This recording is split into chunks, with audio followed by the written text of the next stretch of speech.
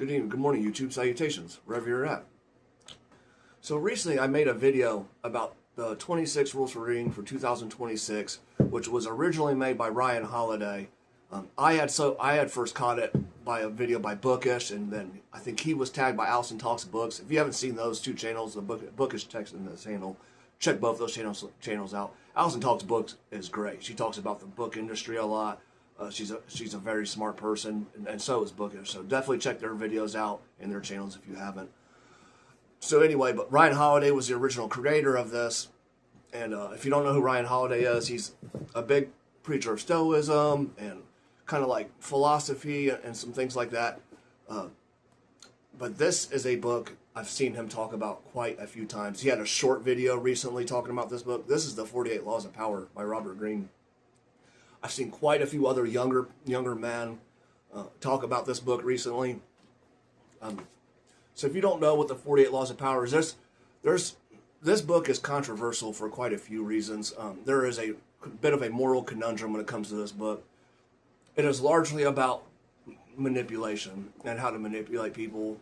And then again, I've heard this book be talked about in a couple different ways. I can't remember where I heard this at, but I heard someone once refer to it as the sword and the seal, the sword and the sword and the shield.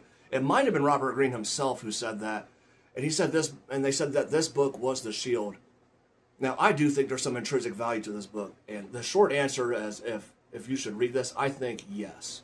Not for the reasons a lot of people talk about on YouTube.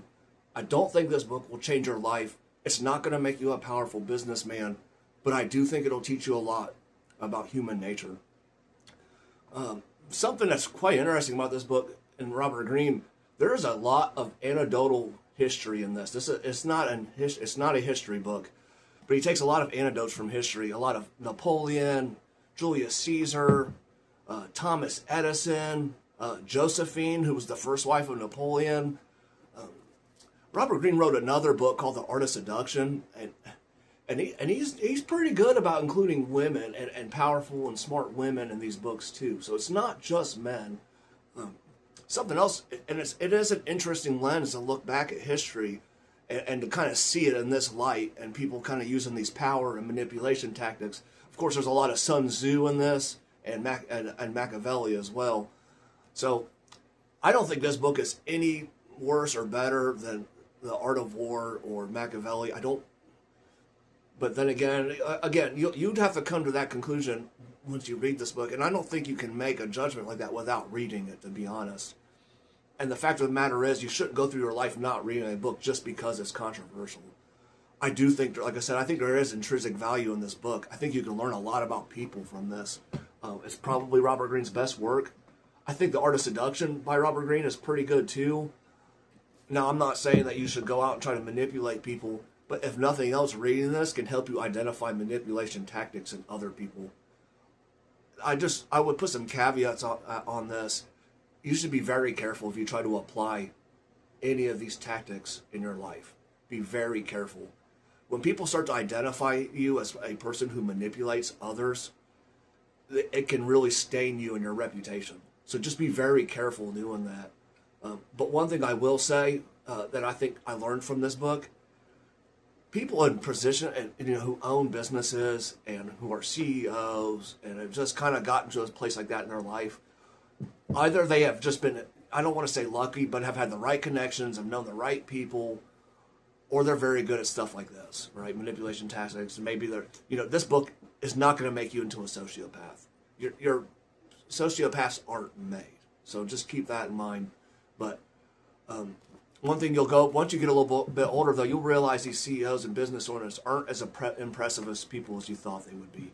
So that's something else to keep in mind, that just because somebody owns a business or runs a business or is a CEO or whatever, even people with doctorates, there's nothing like there's more, more to it than they were just these great people.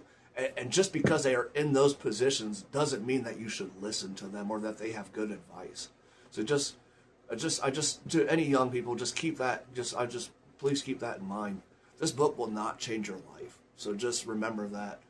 I do think it's a powerful book. I think it's a well written book. I think it's worth reading. So if you're interested in reading it, you should. if you are a writer or an author and you are interested in writing political science in any way, I think this is a good book to read. I think it can, show you kind of what these power games are like.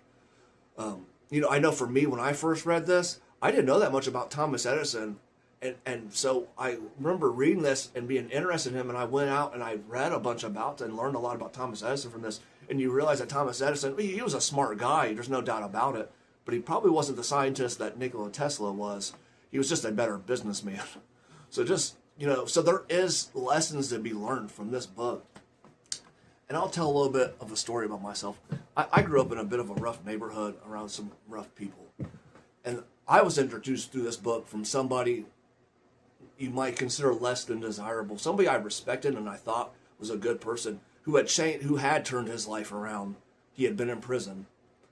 And I knew him after that, after he had already done that. He had really turned his life around and become a pretty good person, but he recommended this book to me. He was quite a bit older than me. I knew him through some other people. And I was a very young man when I read this, in my early 20s, and I was trying to get ahead in life. And I read this. I've read it more than once. At the time, I thought it was the greatest thing ever, and I've changed since then. I don't think it's that important anymore to me, but I do think it has some value. I haven't read it in a couple years, but I did, just to make this video, I did kind of brush up on it. I read quite a few pages out of it, reread the laws, and then I just kind of reviewed it a little bit. I'll probably read it again sometime, maybe not very soon, but I do think there's a lot to learn from this book. Will Robert Greene ever write another book like this? I really doubt it. I read a lot of his other stuff. The only other book I think he's written that's really even worth reading is The Art of Seduction. I don't think the 33 Strategies of Wars are very good. He has another one. It's like what is it? Like the 13 Laws of Human Nature. It's all just regurgitations of this. So none of them, Art of Seduction and the 48 Laws of Power are by far his best works. The other way I knew about this book, again, I grew up in a sort of hip-hop culture. 50 Cent used to talk about this book a lot, and I think he still does. And Robert Greene even wrote a bit of a biography about him called The 50th Law of Power, which is worth reading too, I think. Actually, that is pretty good. So if you're going to read a bit from this author, like, you read this, read Art of Seduction is pretty good, and then read The 50th Law of Power. Art of Seduction would be a good read for you. Again, if you're an author or a writer, maybe if you're interested in writing romance, I think there's a lot you could get, out of that. So, but just keep in mind, like, this book will not change your life. This isn't going to make you a powerful businessman, but it could help you identify manipulation tactics. And again, there are some good lessons in this book, and it is interesting to see history through this lens. So I do think it's worth reading. Again, I learned a lot from this book, not just from what was in the pages of this book, but from where it led me. So there is a lot to learn from this. Again, there's a lot of stuff about, a lot of anecdotal stuff from Napoleon and Julius Caesar and Thomas Edison. I mean, there's a whole bunch. Like I said, Sun Tzu, Machiavelli. It is a book worth reading. I was going to see if maybe I could open it up to another one. It's pretty obvious that Robert Greene had a love of history. That's the only way he could know this much, know all this stuff. So, and he must have done a massive amount of research for this. Again, this book will not change your life. It is not going to make you a powerful businessman, but I do think you can learn from it. I think so. Just again, if you go into a book like this, just you just keep stuff like that in mind, and realize that. Try to keep an open mind. If you have, if there's, you have a moral conundrum with this, just keep in mind that just because this book might be morally ambiguous doesn't mean that you're a bad person for reading this. At least I don't think so. So again, if you're interested in this book, I think you should read it. That's my honest opinion. But again, just don't think it's going to change your life. Be careful if you're going to try to apply this stuff to your life. I mean, there's a lot of stuff in here, and I can tell you from firsthand experience, the very first law, which is never outshine the master, does have a lot of truth to it.